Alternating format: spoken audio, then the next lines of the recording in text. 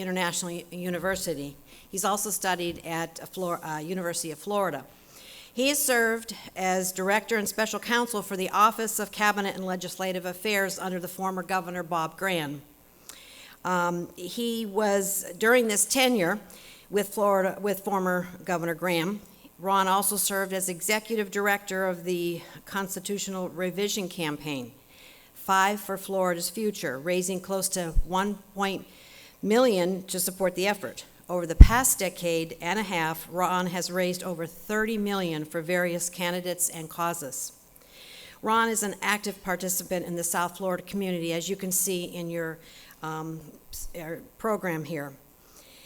Ron is a founding member of Lawrence Kids, Inc., a 501c3 credited to fight childhood sexual abuse, Florida Senate appointee to the Board of Directors for the Council on the Social Status of Black Men and Boys, board member, Miami-Dade Domestic Violence Oversight Board member, Historic Capital Foundation, and the Florida Legislative Research Center and Museum. He was named Homeless Advocate of the Year in 1994, named National Advocate of the Year by Autism Society of America, and is a recipient of many awards. In 2004, in one of Ron's proudest moments, he was awarded the Alvin Chapman Humanitarian of the Year Award for 16 years of service to the homeless in Miami-Dade County. Finalist for the South Florida Business Journal's 2009 Key Partners Award in the Government Contracts Lobbying category. Last year, his firm, Ron L. Book, celebrated its 25th anniversary. Further, it should be noted that of all of his accomplishments, Ron is most proud of his children, Lauren, Samantha, and Chase, and his grandson, Quentin. Joining today with Ron is his associate, Kelly Mallette. She has been lobbying with Ron Book for 12 years and currently serves as the firm's Senior Director of Government Affairs. She provides lobbying and advocacy services for numerous firms' clients, including not-for-profit organizations, professional associations, and multiple local governments. She has also been instrumental in the firm in securing funding for special projects and making various substantial changes which are now law in Florida. Kelly is known amongst the firm's clients for her superior communication skills, both verbal and written. It is not unusual for a client to see Kelly's writings end up on several documents like veto messages, speeches, and substantive legislation. I have personally known Kelly for many years, as she is a good friend of my niece and has spent many sleepovers at my in-laws.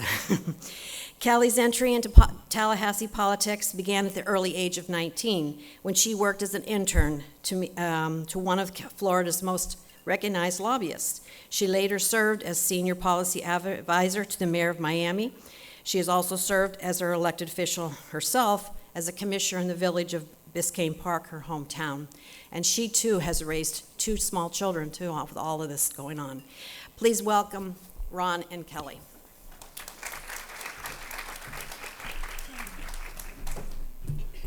Good morning, everybody. I guess it's the afternoon. I try to squeeze extra hours out of every day, so to me it's still morning time. Good morning. Good morning. It's great to be here. You know, I can credit Jane for starting the crying, and Kathy just brought them back after I wiped them away. You know, I walked in.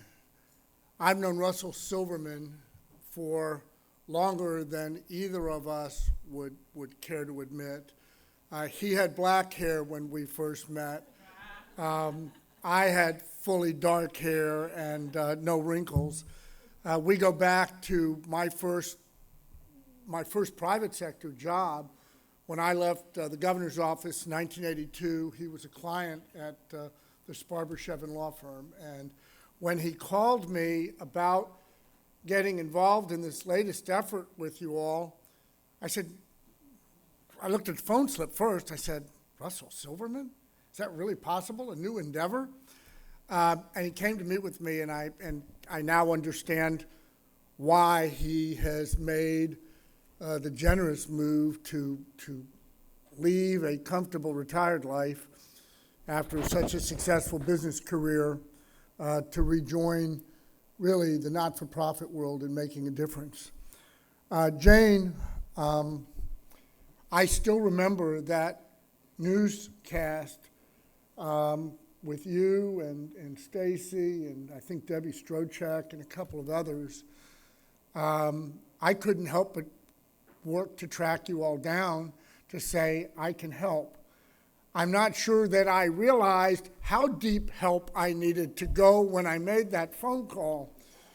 But when you sit in the back of a room like this and you listen to what that pro bono effort has meant to so many people, not just the people in the room, but the people all over the state of Florida who have been recipients of those $4+ million of grants that you have been enabled to hand out for research and service to take care of people that none of us will ever know. I need not tell you that there's really nothing more important than giving without the knowledge or the identity of those who you are helping. Not much of a better message of giving, as my parents would say, than those at which you don't get that pat on the back. You just get the satisfaction of knowing.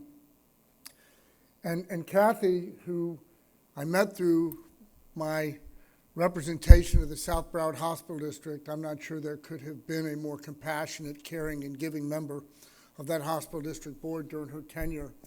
And I would say to you, Kathy, to you and to everybody in the room, as you read off some of the things I've had an opportunity to do, I think the passage goes something like this: to those that much has been given, much is expected.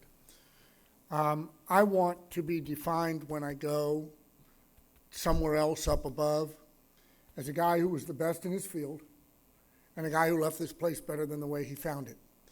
There is not a member of our firm, there is not a child in my family that doesn't believe that that's the way we should live our lives. And I'm going to really, I want to say a couple more things, and I'm going to turn it really over to Kelly to make the presentation. As I said to Jane and Kathy outside, I'm really fortunate to have Kelly Mallette as a part of my firm. She started right about the time we were in the middle or finishing the license plate, Jane. But in Tallahassee, we live in a man's world, ladies. We just do. I don't recognize it as a man's world, but it is. There is nobody in the capital that is more well-respected, yet not as fully recognized. There is nobody in the capital that works any harder or is more effective than the woman you're going to hear from, and that's Kelly Mallette. But I want to go back to the charity stuff for just a minute. You talked about my children, and you talked about, Kathy, the effort of serving as chairman and founding member of the Lawrence Kids Foundation. I'm not doing my job in my world of advocacy if before this presentation I don't take 1 minute and say the following. My oldest daughter is 30 years old. She was a sexual abuse victim from the time she was 11 until she almost turned 17.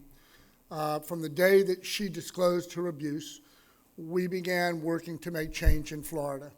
Today, her foundation, Lawrence Kids, Teal is, I say this in all my speeches about what we do. Teal is to childhood sexual abuse as pink is to breast cancer. I use it as my example. She uses it as her example as an identity color. We began changing laws. Her foundation today started as a local foundation, much the way Jane, the Breast Cancer Coalition, started as local and then became statewide. We've become not just a national foundation, but an international foundation. We have not only changed laws once a year, this will be the 6th year. My daughter, during National Child Abuse Awareness Month and National Sexual Assault Awareness Month, which is April, begins a walk mid-March. It starts in Key West, Florida. She walks 1,500 miles every year, starting in Key West, crisscrosses the state, ending on the steps of the state capitol 42 days later.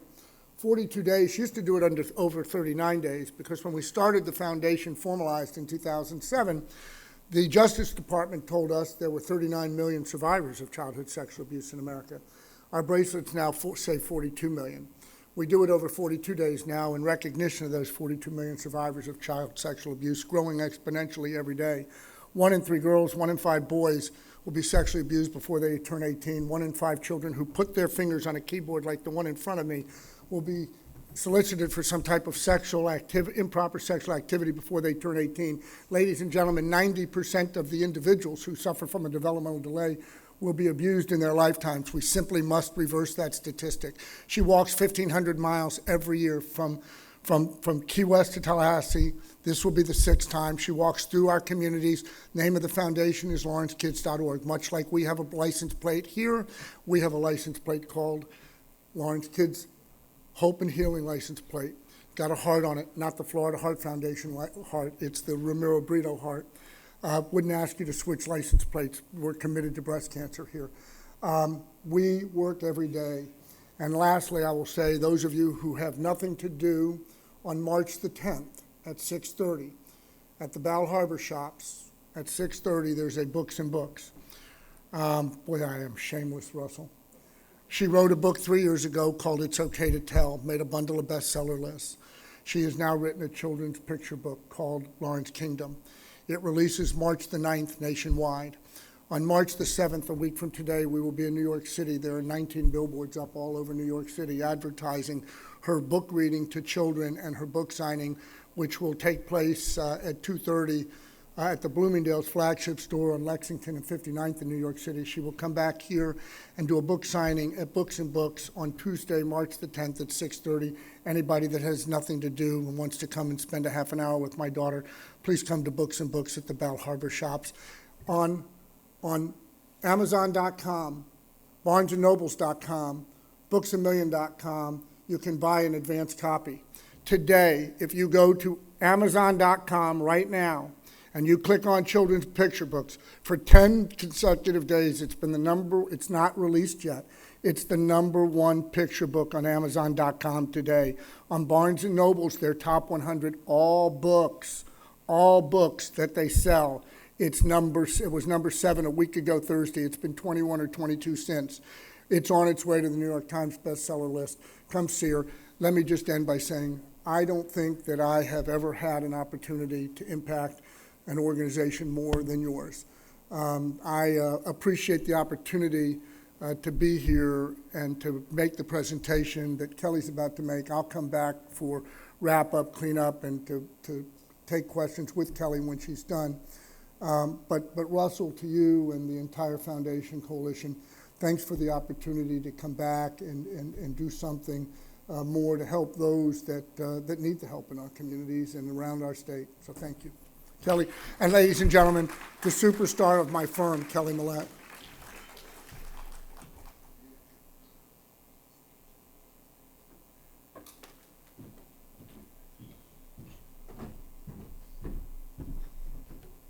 Thank you very much. I'm tall. I probably could have just jumped on the stage. But anyway, Ron Book is a tough act to follow.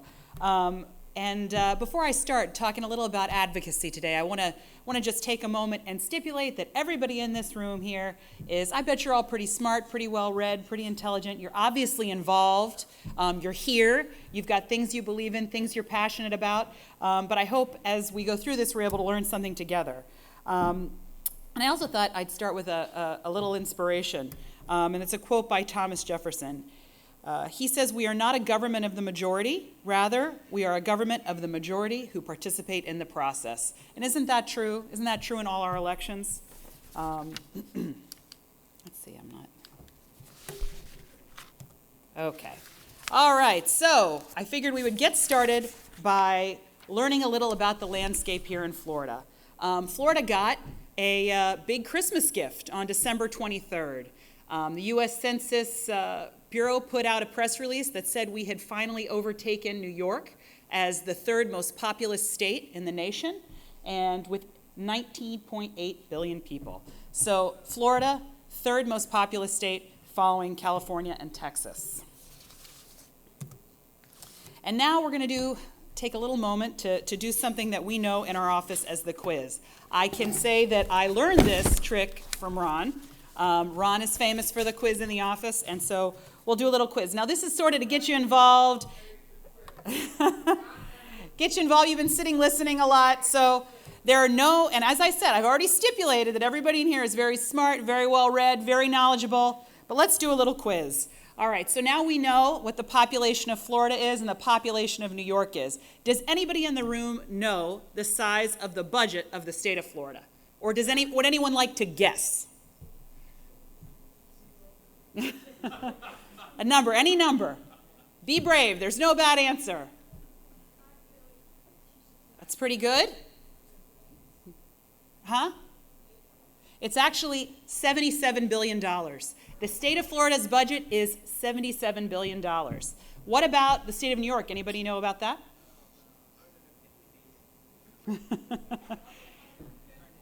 How much? That's a pretty good guess. Actually, it's about 140 billion. The state of New York's budget's about 140 billion. So same population, budget's there almost twice as big as it is here. Can anybody tell me where Florida derives most of its revenue from? Sales tax, that's right. Tourism, whoever said tourism, that was going to be another question in the quiz, and that is, what's our largest industry? Now this one I'm going to let Ron answer because he knows. We do derive most of our income from sales tax, but what is the largest contributor to our sales tax in the state? Ron, you can answer that one. Largest contributor of sales tax in Florida. Oh, that's good. That's a good one, yeah. Occupancy, like.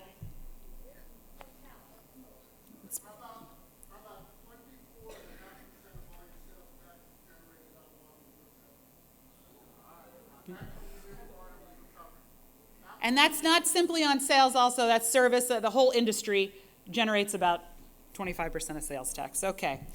Now, other than the governor of the state of Florida, I think you probably all know who that is. Can anybody name another member of the Florida cabinet?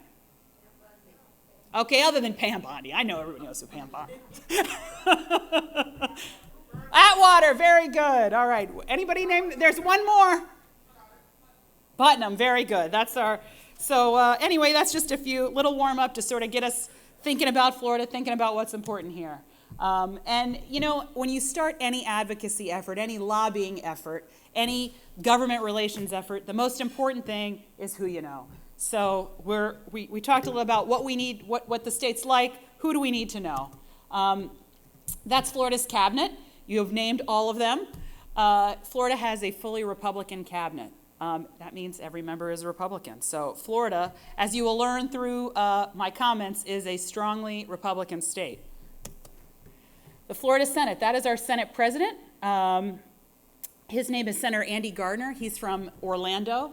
And as you all know, we're pursuing some legislation in Tallahassee to get a checkoff on the motor vehicle registration driver's license. And our bill sponsor is a lady by the name of Lizbeth Benaquisto. She's from Southwest Florida, Fort Myers area, a great lady, and she's really excited about being involved.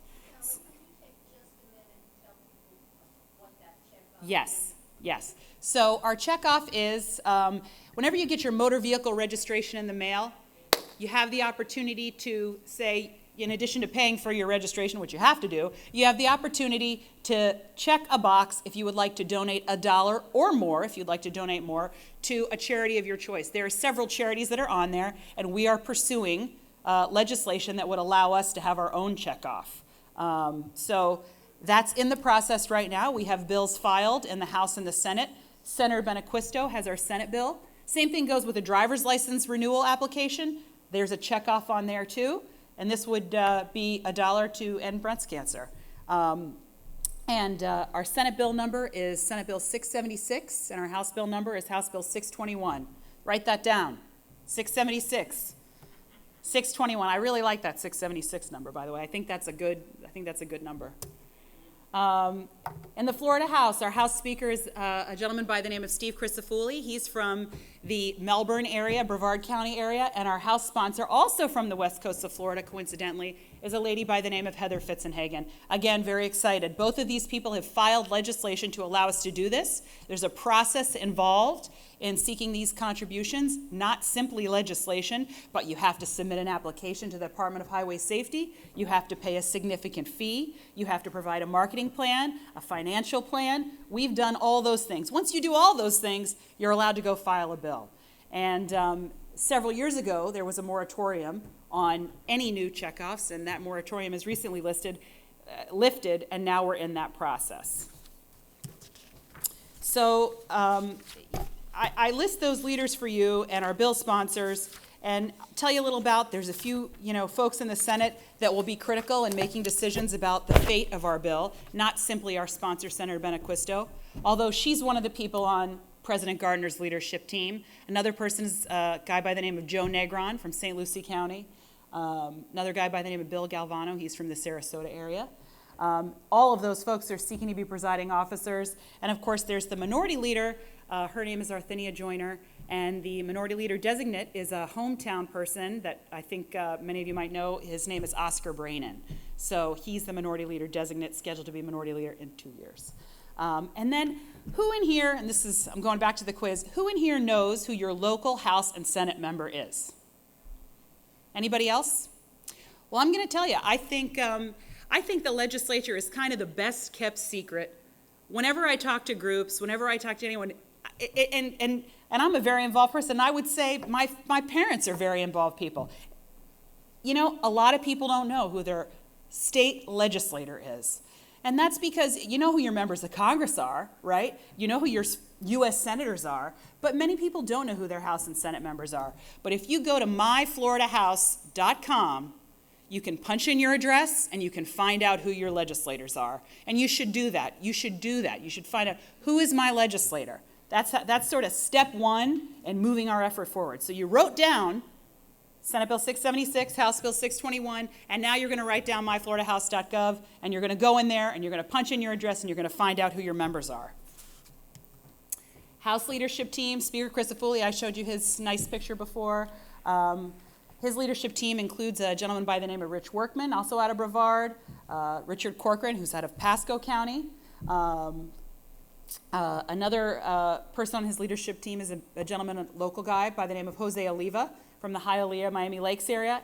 He's a future presiding officer. And of course, again, your local member. Go in there, myfloridahouse.gov.com, and look up your member, put in your address, and keep that handy. All right, so now we kind of have an idea who we need to know. So what do we need to know? How can you, and I mean, Ron and I are going to be up there, we're going to be working the issue, but how can you help us? What do you need to know about where we are, when, important dates, things that are going to happen? Legislative session officially starts Tuesday, March 3rd. Ron and I actually head to Tallahassee tomorrow.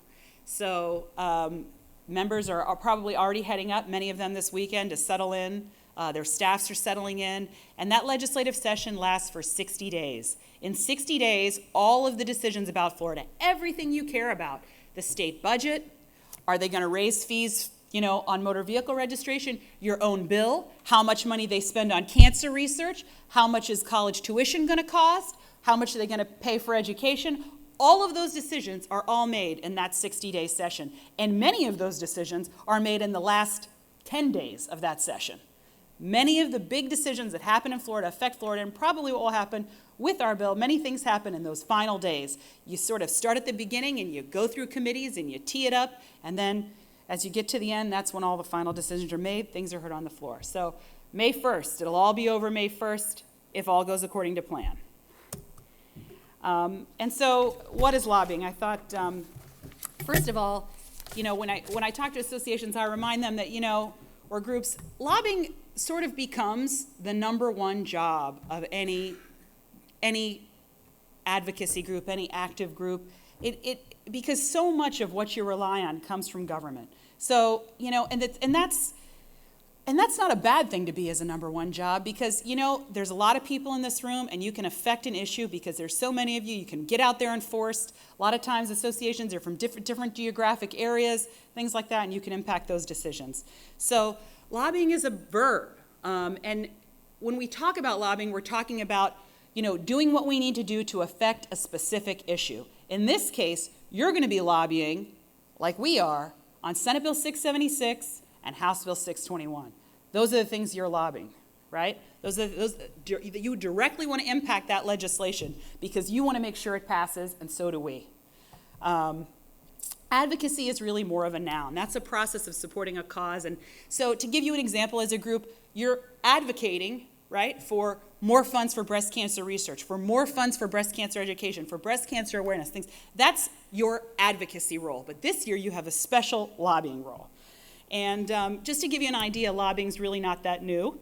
1792, 300 years after Columbus discovered the New World, William Hull was one of the country's first lobbyists. He was lobbying for the Virginia veterans of the Continental Army for additional compensation. So it's been around a long time. Later in the 1850s, just a little lobbying fun facts for you guys. In the 1850s, gunmaker Samuel Colt hires a group of lobbyists to go out in an effort to extend a patent on one of his pistols, goes out and hires lobbyists and has them give out his pistols as gifts to lawmakers, including to one lawmaker's 12-year-old son. That was in the 1850s. Can you imagine if we saw that on the news today? So anyway, that's just a little lobbying fun. So, lobbying's important, and you're important to that cause. Relevance, political influence, relationships, that's you. That's who I've described, right? Particularly when it comes to this issue. Then there's a couple different kinds of advocacy. Direct is where you make the case, and grassroots is when you encourage others to make the case. You're going to do both. You're going to do both. Why? Because you're going to wrote down those numbers, you're going to call your House member, you're going to find out, and you're going to pick up the phone, and you're going to call your House member, and you're going to say to your House member and your Senate member, hey, I just want you to know, I'm a member of the Florida Breast Cancer Coalition, and I want you to support Senate Bill 676. I want you to support House Bill 621. That's your direct lobbying effort, right? And all you like I say, all you have to do, easy thing to do, you put your address in, you find out who those people are, you get their phone number right there online, and you make the call, and you tell them, this is what's important to me. And you know what? Those calls, while they take 30 seconds. Their staff answers the phone. You don't have to speak to them. Call and you speak to their staff. It takes a minute, 2 minutes, 3 minutes, and you know what? It makes a huge impact because they say, wow, someone from my district has called me to tell me this is important. It must be important. That makes more of a difference than me going to their office, than Ron going to their office. You know, it really matters to a member when they hear from a constituent. Nothing's more important than hearing from constituents. Grassroots is where you encourage others to make the case, and you're going to do that too. You're going to call your friends. You're going to tell your family members, hey, maybe you live in Dade County and you've got a family member that lives in Hillsborough County. Call your family member in Hillsborough County. You're going to say, hey, do me a favor. Look up your address. Look up your phone number. Call this person. Tell them these are the bills you support. Tell them that we want to see that passed. Tell them we need more funds for breast cancer research. We spend, tell them about your involvement. This is what we do. This is where this money goes. Get your friends involved. That's grassroots. You're going to encourage others to do the lobbying as well.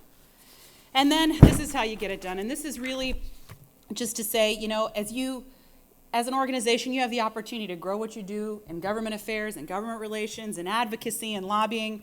Tell your story to people. And, talk to your legislator. Go visit your legislator. Hey, what did you do? How much did you spend on cancer research this year? You'd be surprised to what you find out by that. So tell your story. You've got a lot of people who are here and who are involved. That makes a difference. And your organization has a lot of community support. I'm sure you all have an email list. Get out your email list. Send an email to all your friends. Put something on Facebook. Hey, I care about Senate Bill 676 and House Bill 621. That's a checkoff that you can do on your motor vehicle registration to give $1 to breast cancer research. Call your member. Tell them you want to see that happen. That's how you get something done. That's how you advocate for your organization. That's how you lobby for your organization. And then, of course, as an organization, there are so many things you can do. You can send newsletters. You can write a letter to the editor, to your local newspaper. And then, of course, you share the results with the people in this room. Share the results with the people that you're involved with. Tell them what's happening. So, and that's how you get it done. And then I'm going to end with something that this is not mine. I also stole this from Ron. But I'm going to end with it anyway because I think it's important to tell everybody. And that is, don't be afraid to use the A word. And that's ask. You'd be surprised what you can get if you simply ask. Ask your House member. Ask your Senate member. Hey, will you support this? This is important to me. This is where our money goes. This is how it's making a difference in people's lives. You know, these are the things we do. Come out, come see us, come learn. And that is how we undertake a lobbying effort. Thank you.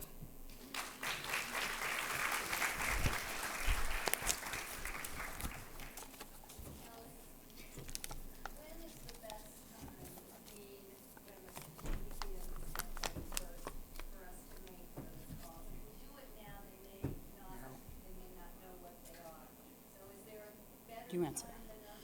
Ron's going to get the questions. He's going to. We're both going to do them because we don't always agree, and that's what makes us good at what we do, because we don't always agree and we don't tell people what they want to hear. We tell them what they need to hear. Now is the time. Now's the time. Next week's the time. The week after is the time. This is an issue that's sustained. It's a feel-good issue that doesn't really cause political problems for them. You win by reminding people there's an issue out there. You win by keeping it on their mind. When you repent, don't be a nuisance. Don't be, but if you've talked to somebody this week, wait a couple of weeks, call them again. Call them in. Remind them if they want information and they can't find your lobbyist, call you. You're their constituent. Call. And I want to go back, actually. Kelly gave, see, there's a difference. She is a filter. I don't have a filter. She used the A word. She gave me credit for it. What she left out was the second part of it before she told you what the A word is. I say it's the A word, and it's not followed by two little scribbles, meaning two S's. It's followed by a single S and a single K. And if you don't use the ask word, you won't win. You don't win. We don't leave without saying, not just a message, but can you help us? Will you help us? Will you make a difference? Don't be afraid to ask. Be kind, be gentle. Staff are as important as the elected officials. Be kind, be gentle, be polite. But be direct. It's important to you, and it's important to the community. Talk about the facts that you've heard today, the millions of dollars that have been raised voluntarily without tax support. This is a voluntary contribution that allows people who care about the interest of supporting breast cancer research and the programs that you implement. It gives them that voluntary opportunity while spreading the message about what's important for health, safety, and welfare of the population. Because let's just face it, there are three provisions of the Constitution of the state of Florida and the United States of America that are supposed to be the most prevalent thing that government does for you, the people. Health, safety, welfare. This voluntary effort is about health, it's about safety, and it is about your welfare. Questions?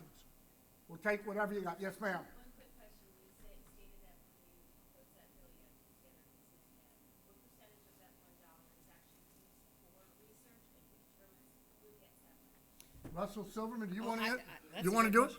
question. I got an easy answer for that. All of it. There you go. All of it. You do. Your organization does.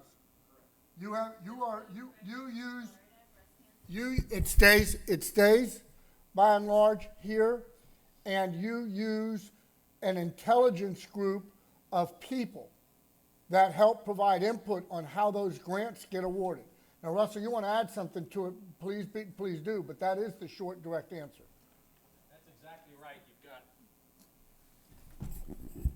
The marketing plan was just that. We build on what we've done with the license plate.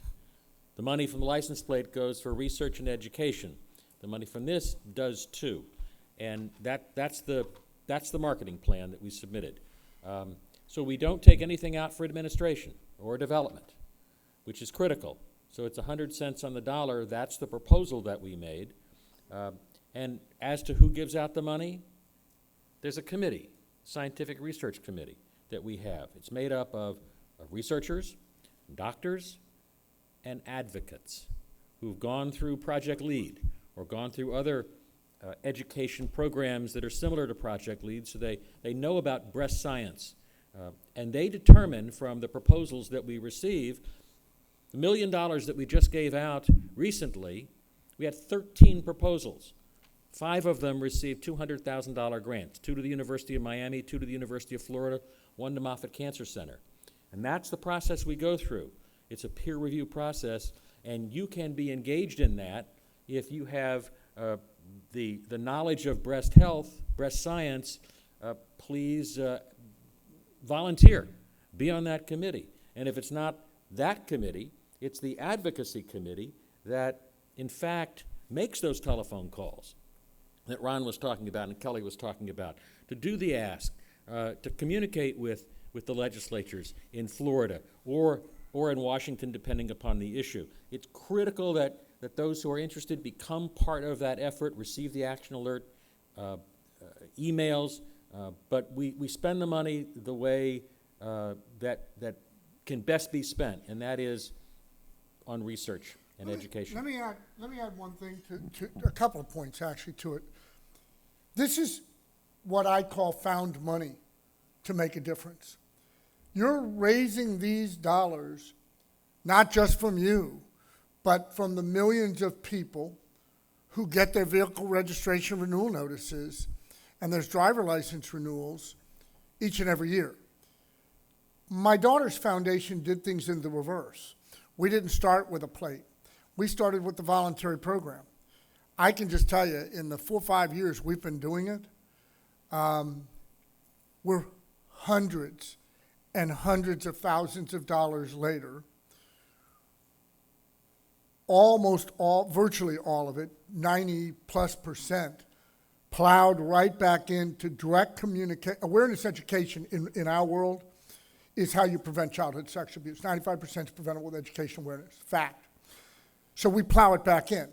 7.7 million pieces of direct mail, educational mail goes out every year based on what we raise out of the voluntary program. So if you question whether it brings in hundreds and hundreds of thousands of dollars, which will make a difference.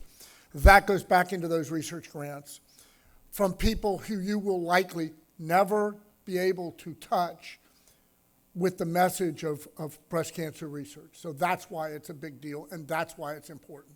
You've got a constituency. You know, I'll use the young lady in the back who I just met for the first time. I had not met the executive director of Susan G. Komen before just 15 minutes ago.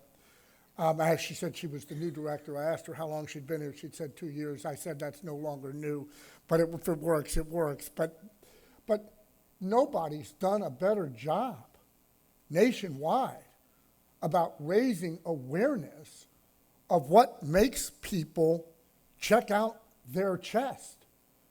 Nobody has moved the needle that I know of on any interest issue nationwide better. And I don't care whether you talk about American lung, American cancer, autism, it matters not, ALS, all of the national health-related identity organizations that make a difference. Miami Project to Cure Paralysis, Christopher Reeve Foundation, and Brain and Spinal Cord Injury Research World, which I'm also involved, nobody's done what they've done.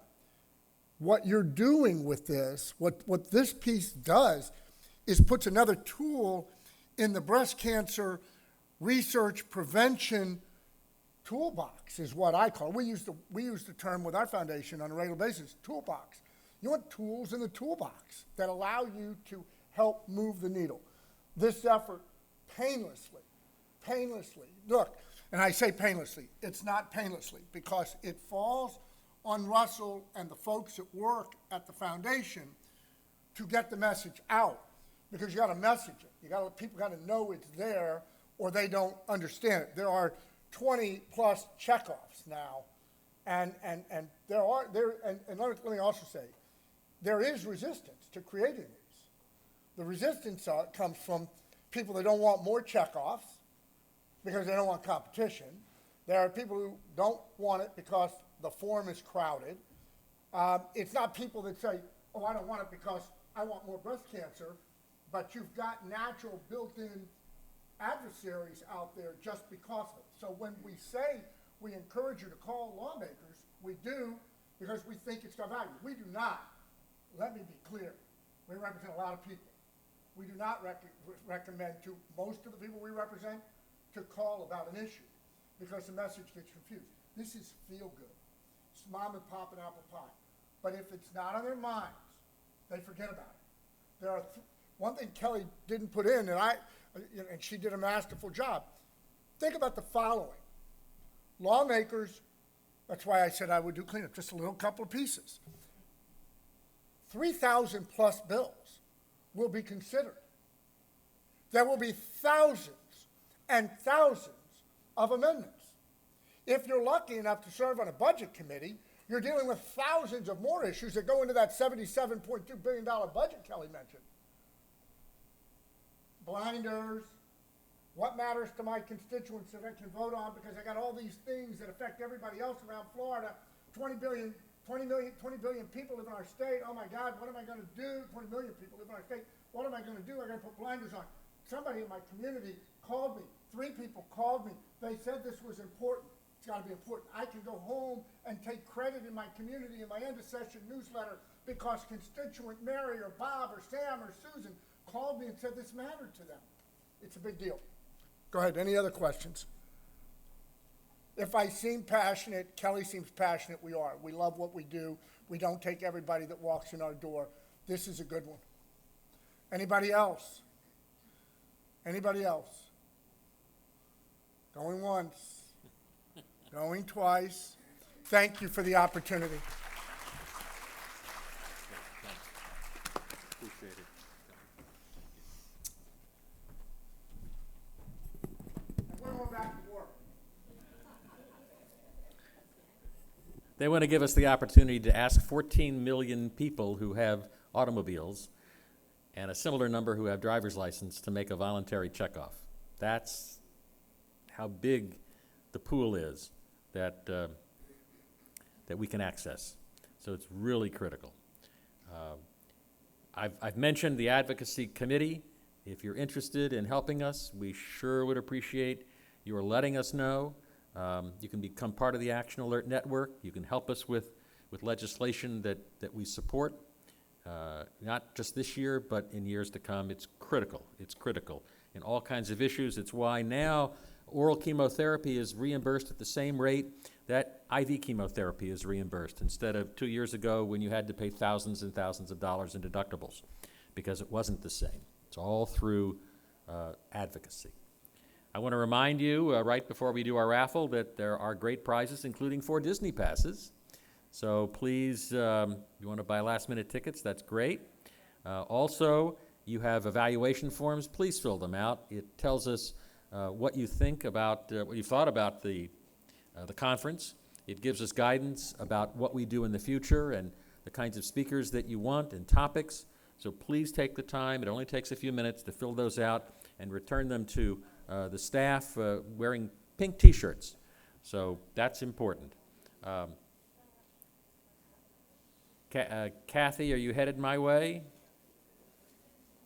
Because I can't draw raffle tickets until somebody brings them up, and then you don't want me to draw them because they go in a cluster. And I'd love those Disney tickets. If no one gets them, I get them? Is that the way it goes? Huh?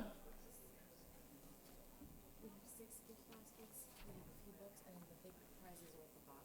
So we start at the top, we'll do the baskets first. We're going to do the gift baskets first. Any last minute? Okay. Wait a minute. Let's see.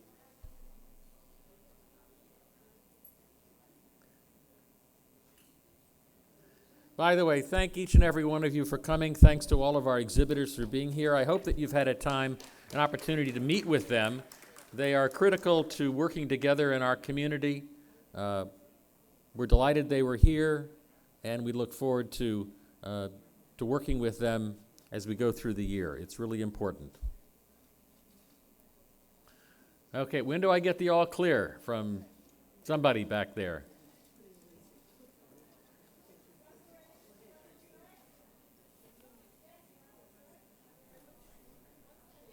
Okay.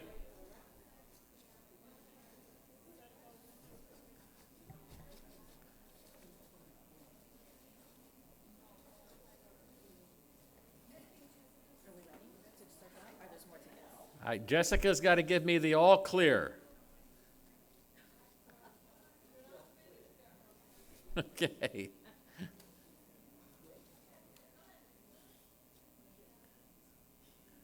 This was a great day to be here. It rained all day. You heard the thunder a little earlier.